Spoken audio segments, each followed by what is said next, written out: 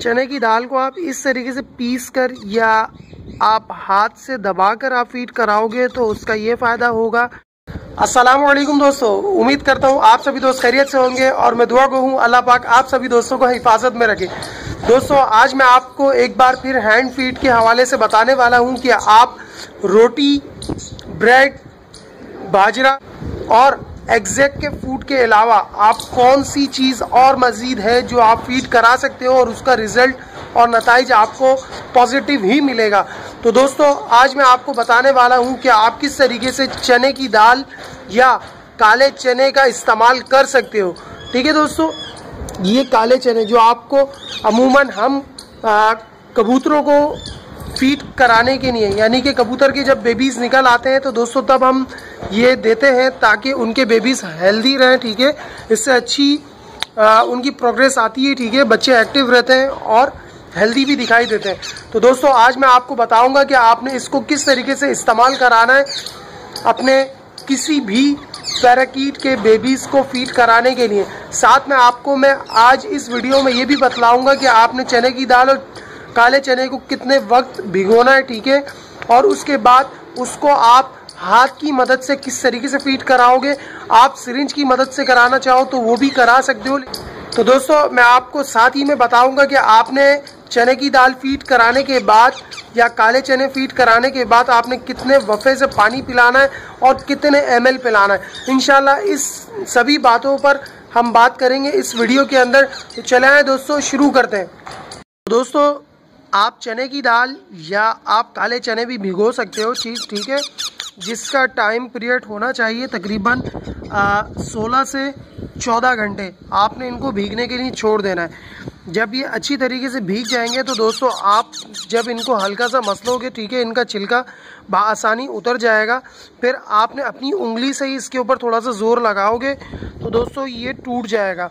ठीक है, आप अगर देख सको, ठीक है, ये टूट जाएगा। तो फिर आप बआसानी इनको फीड करा सकते हो। ठीक है, और आप थोड़ा सा ख्याल कीजिएगा इसके अंदर जो थोड़े ग्रीन से हो रहे होंगे, ठीक है दोस्तों, जिनका कलर आप देख सकते हो। ठीक है, एक पूरा नॉर्मल ब्राउन है और एक ग्रीन सा हो रहा है। तो दोस्तों ये कच्चा है, तो आप इसको ये फीड नहीं कराइएगा क्योंकि ये जब भीगने में और दूसरा पकने के अंदर भी ये काफ़ी वक्त लगाएगा। तो दोस्तों ये इनको हज़म होने में भी दिक्कत करेगा। तो आपने सिंपली जो पीले दाने हो या ब्राउन हो, जो सही आपको कलर दिख रहा हो, तो आपने वो फीड कराना है। ठीक है, आपको चला है मैं दिखाता हूँ कि आप किस तरीके से फीड कराओगे। तो दोस्तों आप लोग जो ये बेबीज़ देख रहे हो इनकी उम्र माशाल्लाह से 1 महीना 20 दिन के करीब हो चुकी है। ठीक है, आप देख सकते हो कि माशाल्लाह इनकी मुकम्मल कलियाँ निकल आई हैं, जो सबसे बड़ा है। ठीक है, और आज मैं आपको बताने वाला हूँ आप तकरीबन एक बेबी को तकरीबन कितने चने दोगे। तकरीबन उसकी तादाद होगी दोस्तों 18 से 20 दाने आपने देने हैं। ठीक है, आप इसको थोड़ा सा इस तरीके से पुश करोगे और सिंपली आपने इस तरीके से फीड कराना है। मेरे बेबीज़ डायरेक्टली मेरे हाथ से खाते हैं तो आप लोग को शायद शुरू में थोड़ी सी दिक्कत हो। उसके अलावा आप थोड़ी सी ज़बरदस्ती करके भी अगर आप चने की दाल फीड कराना चाहते हो तो आप थोड़ा सा ये इस तरीके से यहाँ से खोलोगे और साइड से आपने इसके मुंह के अंदर पुश कर देना है। ठीक है, चने की दाल को या काले चने को। तो दोस्तों मैं आपको दिखाता हूँ कि आपने किस तरीके से करना है। ठीक है,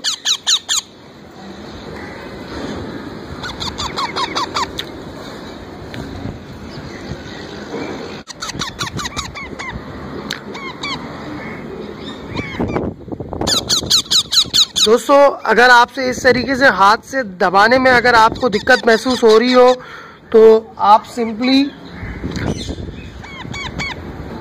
आप इस तरीके से अपने नाखून की मदद से इसके 2 हिस्से कर सकते हो। ठीक है, फिर आपने इसको यूँ बआसानी पकड़ना है। ठीक है, और अपने बच्चों को फीड करा लेना है। जब आप ख्याल करो कि आपका बेबी का इतना फीड हो चुका है, यानी कि इतना दाना हो चुका है कि ये तकरीबन सेकंड फीड के लिए सरवाइव करेगा। ठीक है, तो फिर आप इसको तकरीबन 10 ml के करीब 10 ml के करीब आप पानी फीड कराओगे, ठीक है। फिर उसके बाद आपने तकरीबन हर 2 घंटे बाद आप तकरीबन 7 to 10 ml दोबारा आप पानी फीड कराओ, ताकि आपके बेबीज़ को चने की दाल या काले चने वो बआसानी हजम हो सके, ठीक है।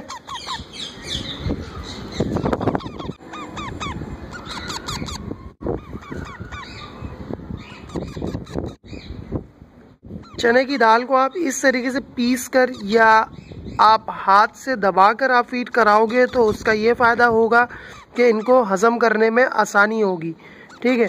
उसके अलावा आप अगर ये सोच रहे होगे कि आप इसको ग्राइंडर करके क्यों नहीं खिलाते, तो दोस्तों ग्राइंडर करके आप खिलाना चाहो तो खिला सकते हो, लेकिन उससे ये नुकसान होता है कि वो अक्सर फीड जो है नॉर्मली बाहर भी रखोगे तो वो बुझ जाएगी, ठीक है। और इनके अंदर और आप जब फीड करा लोगे तो दोस्तों इनके पेट के अंदर भी बुझने का डर होता है, ठीक है, यानी कि ख़राब होने का डर होता है। तो बेहतर ये है कि आप नॉर्मली इस तरीके से आप इसको थोड़ा सा तोड़ लें हाथ की मदद से, ठीक है।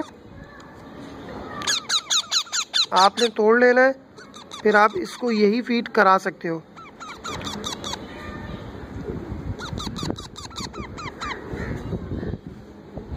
दोस्तों जब आप चने की दाल भिगोएंगे या आप काले चने जब भिगोएंगे तो दोस्तों तकरीबन 14 से 16 घंटे के दरमियान आपके उस पानी के अंदर से बू आ सकती है, ठीक है, यानी कि वो पानी बहुत ज़्यादा गंदा हो जाएगा।